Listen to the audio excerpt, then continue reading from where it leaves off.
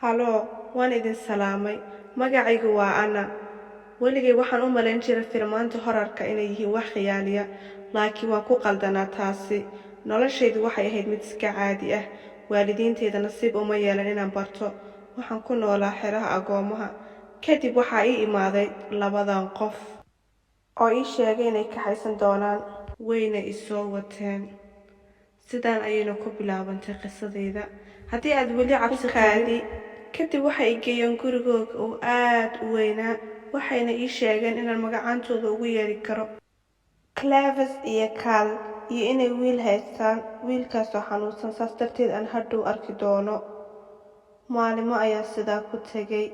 Cuntada waxaa loogu geyn jiray qolka hortiisa. Albaabada mar waliba way xidhnaayeen.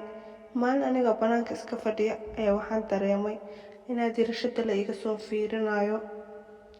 Kadib ayaa waxaan weydiiyey Cleves sababta uu bannaanka ugu soo baxayn wiilkeeda. Waxayna ii sheegtay inaan arrintaas isku murjinin, ayna la kulmi doonto, laakiin hadhow oo keliyaata. Waalidiinta bannaanka ayay u baxeen, aniga keliga ayaa guriga joogay. Waxaa soo da'ay roob aad u xun iyo cimilo aad u daran ayaa timiday. Guriga ayaa nalkii ka wada tegay. Kadibna waxaan jeclaystay inuu qof igu weheliyo. Waxaana go'aansaday inaan qolka tago, aanan iridda ku garaaco. Waan baxay, albaabka ayaana ku garaacay, laakiin waa la iga furi waayey. Anigoo halka dambe ka maqlaaya shanqartiisa, bannaanka iskaga soo baxay. Kadib ayaa waxaan go'aansaday mar labaad inaan ku noqdo qolka, aanan garaaco ilaa la iga furo markaan. Laakiin markaan tagay iriddu way furneed, kursi ayuuna ku fadhiyay oo sii jeeday.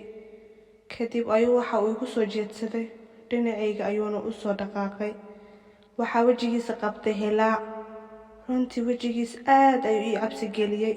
Wuxuu lahaa laba mici oo dhaadheer, wada dhiig ah, waana qayliyey. Waxuu iska saaray ilkii fayga ahaa.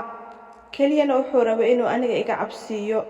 Anigana runtii waxaan u malaynayay waxaan dhacay wax run ah. Waxaan isdhahay maanta waa maalinkii kuugu dambeysay adduunka, waana isku kaadin gaaray. Kadib markaan wejigiisa soo fiiriyey, wuxuu ahaa caato, wiil yar oo qurux badan. Indhihiisana waxay ahaayeen kuwa beebiga. Runtii intaa in ka badan oon usii xanaaqi kari waayey. Wuxuuna ii sheegay inuu rabay muddaba inuu aniga i arko, uu i barto. Kadibna wuxuu iga sheekeeyey sababta ay waalidiintiisa ugu ogolaan waayeen inay bannaanka u soo baxo, maadaama ay qorraxda dhibayso. Maalmihii ugu dambeeyayna qabow uu jiray, saas darteed ayuu gurigiisa madow u ahaa. Aniga waan yaabay runtii, waxaas dhahay waa maxay cudurkan oo sidaan ah. Kadibna uu i waday, wuxuuna i geeyey kombiyuutarka dushiisa. Waxaana googalgaraynay cudurkiisa Pyophria. Cudurka Pyophria waa cudur halis ah. Qofka waxaa dhibaya qorraxda. Si uu muddo dheer u noolaadana wuxuu u baahan yahay dhiig. Waa sida vampire-ka caadigee. Kadib aniga waan shoog garaysmay. Wuxuuna ii sheegay inay bini'aadamku cabaan dhiigga, waxaana uu yahay wax hidde ah. Habeenkii oo dhan waan sheekaysanaynay. Habeenkii oo dhan waxaan iska ilaalinayay inaanan isaga jeclaanin, maadaama aan hadda noqonay dad family ah. Markii ay waalidiintiisa soo noqdeen, waxaan islahaa maanta kadib waxba lagama qarin doono. Laakiin Kevin ayaa waxay ii sheegtay in aan taxadir badan sameeyo. Waxaanan u sheegay inaan geed dheer iyo geed gaabanba u maro sidii uu u fiicnaan lahaa. Waxayna ii sheegtay inuuna fiicnaan doonin weligiisa, ayna u harsan tahay noloshiisa inuu noolaado 2 bilood keliyaata. Tanna way isii shoog garaysay runtii. Waxaas dhahay wiilkan yar oo quruxda badan leh miyaaba hadda dhimasho qarka u saaran. Runtii aad ayaan u cabsaday. Wuxuuna ii imaaday habeenkii saqdi dhexe. Aniga isaga waa soo raacnay bannaanka ayaan u soo baxnay. Wuxuuna i keenay meeshan isaga gooni u ah. Kadibna warqad ayuu soo saaray, waana weydiiyey. Wuxuu ii sheegay warqadan inay ku qoran yihiin waxyaabo uu samayn rabo, maadaama uu dhimo rabo. Inta uu dhimo ka hor uu rabo in waxyaabahaas sameeyo. Qaar hore ayuu u sameeyey dabcan, inta kalena waa u dhinaayeen. Anigana waan ka ogolaaday runtii. Waxa kale uu iga codsaday inaan gabadh baro.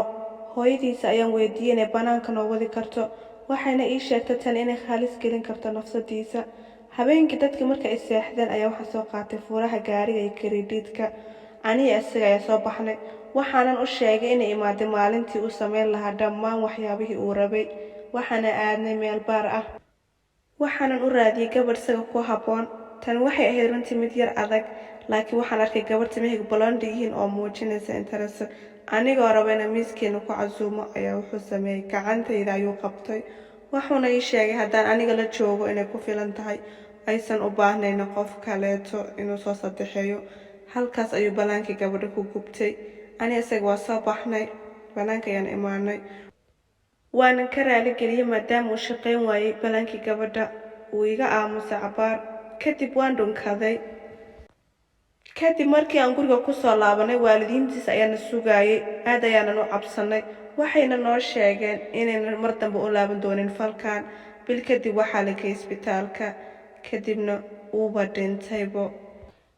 ilaa hadda ma aaminsani inuu dhintay. runtii aad ayay iigu adkaatay in arrintaa madaxayga ay gasho. maalmo kadib ayaa hooyadiisa waxay ii dhiibtay warqad uu isagu ii reebay, uuna iigu mahad celinayo. waalidiintiisa waxay ahaayeen kuwo aad iyo aad iigu fiican. waxayna iga codsadeen inaan la sii noolaado.